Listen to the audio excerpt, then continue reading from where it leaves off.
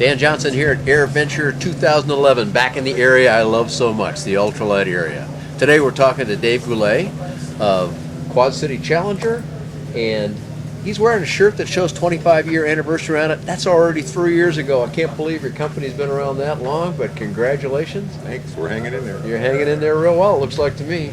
How many airplanes? That's the oldest manufacturer of ultralight aircraft, I think, in existence. Concurrent, like non-stop, same owner. Oh, same owner. Oh, yeah, no question about that. There's a couple other company names we've known for a long time, but none that have had your stable, solid leadership the whole time, Dave. So, well, congratulations. It's good to know that. Well, it's a long time to hang into what can at times be a rough game. So. Yeah, it can be. Pretty slow right now, but this economy's rough. Well, and you've had some real strong years too, and you've done well through it all. So I have confidence you'll hang in there for the future. Yep. Once people remember how much fun this sport is, they'll start coming back. Absolutely. You know, the light sport thing, which that's great. I love light sports too, and the $150,000 airplanes. There's some neat little airplanes, but you know, there's a lot of folks that are going, well, but they're too expensive. And one of my common comments is, well, you don't have to buy those. There's a lot of other airplanes out there, and the term ultralight may have kind of faded into the background, but not the spirit of them and not the fun of them. So how's it going today for you in this market that we're in, Dave? Well, it's slow right now. I think people are still looking at the expensive airplanes. But they're coming around, coming back. Do you feel an uptick in that from, let's say, 3 years ago when it was all light sport and you couldn't see past that point? We're getting a lot more people that are becoming interested in inexpensive light sport aircraft that they can build themselves in just a few months. Now, you're still a kit company. Still kits. You're not going to do fully built? Ready to fly? No. Okay. So tell me what a ballpark. Now, I know there's a lot of variations on the theme, but tell me so that someone knows what they can get a Challenger in the air for. And most people are going to pick a two-seater, I understand. So let's look at a two-seater. What's a two-seater with a standard engine, standard package, standard paint, standard everything? For example, this one right here is our Challenger 2 Light Sport Special. And it's pretty well loaded with instruments and the 503 Rotax engine. 582 is an option. And it's $26,500. $26,500, and that's the total investment? That's everything. Except, of course, labor hours. The paint. And except paint. Right. Okay, include paint, the whole schmear. We it had takes 30? About $400 or $500. Okay, and would you hit 30,000 with everything, paint and all? You'd have to be hard pressed to hit 30. Is that right? So you can't quite get to $30,000, and you still got a ready-to-fly airplane. Of course, and there's one less expensive ones too. Sure, and I understand you can do it for less, and you could put a little bigger engine on it, and spend a little more money if you wanted to, and you could probably put more stuff in the panel or whatever. You can go up to almost 40,000 if you get everything with amphibious floats and 582 and all the fancy instruments. And you can push 40. But that's a pretty remarkable thing. Pretty rare. That if you keep adding stuff on, you can get to 40,000. Yeah, that's pretty hard to do. Which is about the bottom end of the ready-to-fly, let's say, market. When you're talking that, you're talking an airplane that goes on floats, it goes on wheels, it goes on skis, and sprayer. I mean, you're not talking a base airplane at that point. No, you're not anymore. So, $26,500 up to $40,000. That's a nice range, very affordable for people.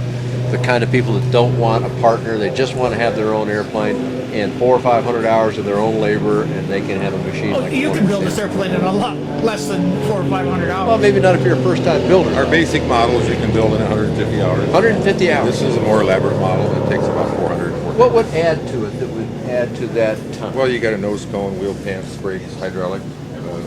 You got the Stitz fabric covering on this one too. Okay, this is Stitz covered. Okay, yeah, that takes more time. Okay, you're still offering the slip-on? Yeah. Okay, and those would be really low cost and all the lightweight. extra wing parts on this special wing. Okay. Those all have to be put To on. stabilize the upper surface there a little That's bit. what takes you a little more time. One of the good things about it, though, is they've got everything right down to a science here. They've been doing it since, what, 1983, 84? So, What was the first year? 83. 83, first airplane came out? I think I saw a picture of you then. We all looked a little different. Yeah, I didn't have all this gray. Or this. Well, that's all this you paid for. Yeah, but I that's paid all for that. serious hard work, That's isn't right, it? yeah.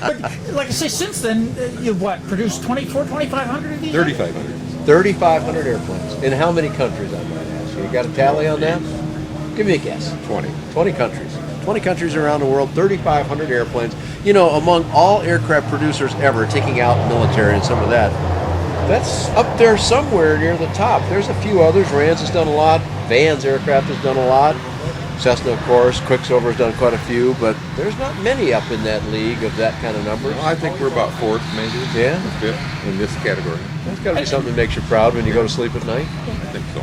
But when you think of Rand, you think of half a dozen or a dozen different models. Their mainstay is basically a single place and a two-place airplane. Yeah, right. I've been watching your ad for many years. You have the most stable advertising in the world. But you know what? That's Thank because you. you got stable airplanes in the world. Thank you, I think. No, I'm kidding you, of course. We have to have a little humor on these things. But so today, if somebody wants to come and buy an aircraft from you, how fast can you deliver it to them? 3-4 weeks. If it's 3-4 not a weeks? real fancy one, the fancier ones take a little longer. And what takes longer for you if it's fancy? Making extra parts. Okay. Actually fabricating the parts to Yeah. send them out in a kit. And some of the aftermarket parts we have to order. We have to stock all the time.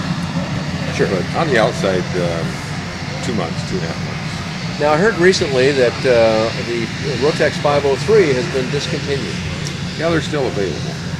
And you mean like used market, or there's still new ones out there? There's still new ones out there. Still some inventory out there. Leading Edge Airfoils has some. Our supplier has about 8 in stock that are earmarked for us. Okay. And of course, there'll always be used ones on the market. Sure, and that's a wonderful engine. I mean, That's one of the the best thought engine. of Best engine. two-strokes ever. Yeah, but exactly. the reality of it is, an awful lot of people are choosing the 582 anyway because they just want the extra hoot. Isn't Yep. it? When you How get all many, the options on there and floats, the 582 is nice. Yeah, well, sure. With floats, you probably need the extra power on it. But what's the percentage of 582 to the rest of them? Would you guess? Recently, Yeah, in the last couple, 3 years. Or I so. would say at least half are going with 582. Okay, but the other half are going with the 503? Yep. Cool. So you got to think about this. Here's a 50, 52 horsepower engine, depending on carburation and stuff, that can fly a 2-seat airplane around and burn about 4 gallons an hour, I think, something like that. So an inexpensive engine, lightweight, about as bulletproof as they get, too. I mean, you just don't hear people belly aching about the 503. And even the 582 now, there were some issues with the 532 back when, but I think most of that's kind of disappeared too. We've got a customer in Canada with a 503 on a clip line, 2-seater. Flies 1,000 hours a year, overhauls his engine once a year. Is that right? Yeah. That's well past the numbers that most people think of. He runs his cog belt 1,000 hours. Really? Even his before he cog belt? replaces it. He's had one cog belt failure in 14 years. Wow, that's pretty. I mean, That's I a think pretty strong that's statement. Amazing. So for those that don't know what a cog belt even is, all the Rotax 912s we talk about so often are all gear drive, but most of these are driven by a belt system, are they not? Gives us more prop clearance and it's easier to inspect the drive when it's out in the open. Yeah, we'll go look at the airplane a little more closely here in a moment, but your engine is mounted a little lower, right behind the fuselage, which I always thought gave it a nice bit of streamlining, and yet the engine can be out, so it's readily accessible for maintenance and better cooling and that. But then you run a belt up, and so the prop can be up a little higher, pushes better on the tail and so forth. Yep. It's a good combination here. Why don't we go back and have a look at the rear end of the airplane, look at that engine installation mount. So we were talking about the cog belt drive system, and here's an example of it. Engine is mounted low, and it's mounted upside down. Now there are people that will say, but a two-stroke is a oil circulated system, and won't that just cause the plugs to foul out? How do you respond? It's a 2-stroke. It doesn't care if it's upside down or upside right. It's a vapor, oil vapor. It just flows around inside the entire crankcase. So being upside down, not a problem. 1,000 hours on an engine for 14 years in a row. Pretty good proof that it works. Pretty good proof that it worked. Now that was a 503, a little different than this. Well, this is a 503. But it's true either with the 582 engine as well, right? Yeah. Now this one here, Dave noticed has an electric start system on it, but wasn't one he recognized right away, and he knows a thing or two about Rotax. Tell us a little bit about the electric starter, Dave. Well, this electric starter allows us to use the electric start, full start, oil injection all in one unit. Where the Rotax starter sticks out through the front, so we can't use that to hit our airframe. GPL starter mounts on the side, and we can't use our full starter. So this lets you Does this offer both? Yeah, this offers electric start, full starter still on it, oil injections, there's room for the oil injector. And everything's in plain view. If there's something wrong with the starter, it's right there, you can see it. This is Excellent. off-the-shelf starter you can buy just about anywhere. Oh, is that right? Okay, so you're supplying the motor too, though, if they want it, They come, in addition to the mount hardware? and the ring gears made by us. Okay, great. So Again, for a lot of also, people by that the are just way- used to electric start airplanes and don't understand the other, well, you know, you go out there and you crank that thing and it doesn't start, what do? You can't do much.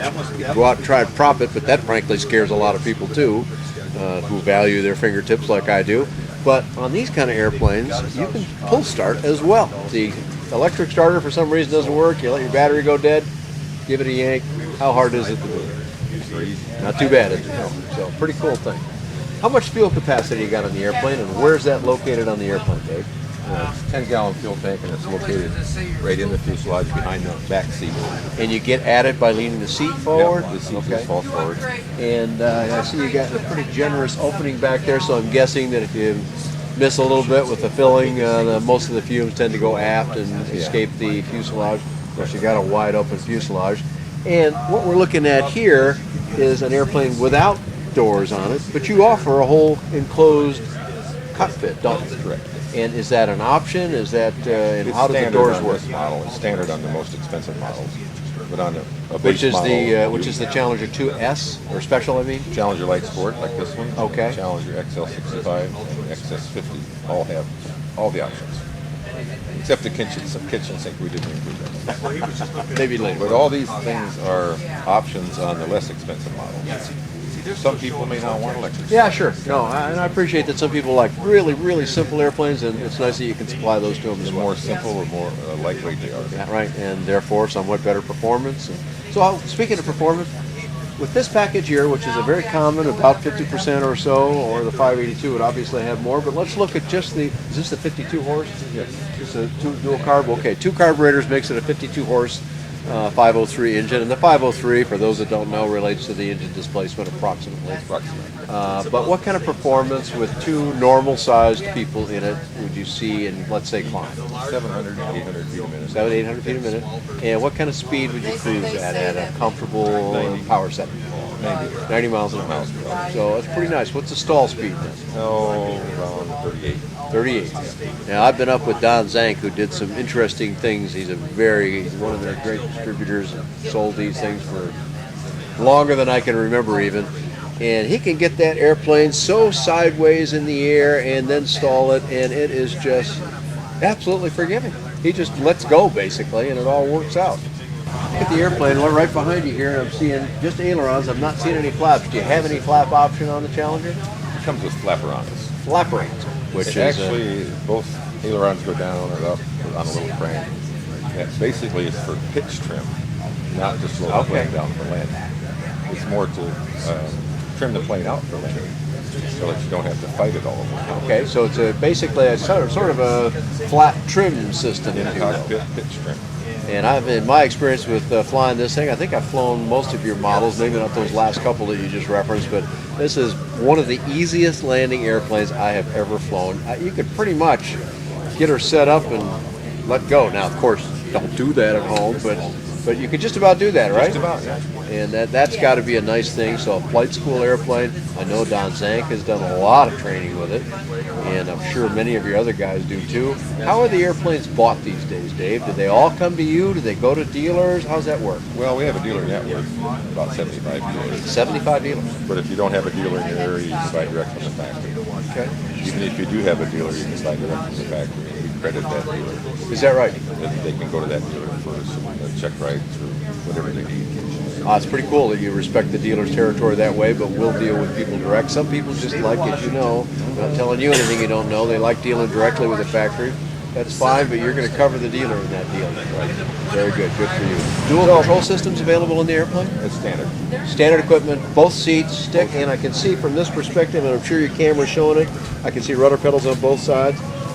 For instrumentation, you could add some instruments in the back if you wanted, but typically an instructor I know could just kind of peek over the shoulder A lot of pretty times the easily too. instructors will put the instruments in the back. Okay.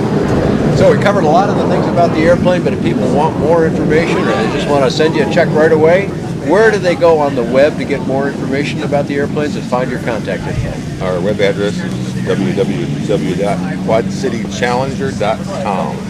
quadcitychallenger.com. And do you have any information on this airplane, Dan? I do. I think I've flown most of the airplanes that Dave has produced over the years. Well, not most of them, but most of the models. 3500 I don't think I could do. That's all available on buydanjohnson.com or bydanjohnson.com. This video and many other videos be available at aircraftreporters.tv.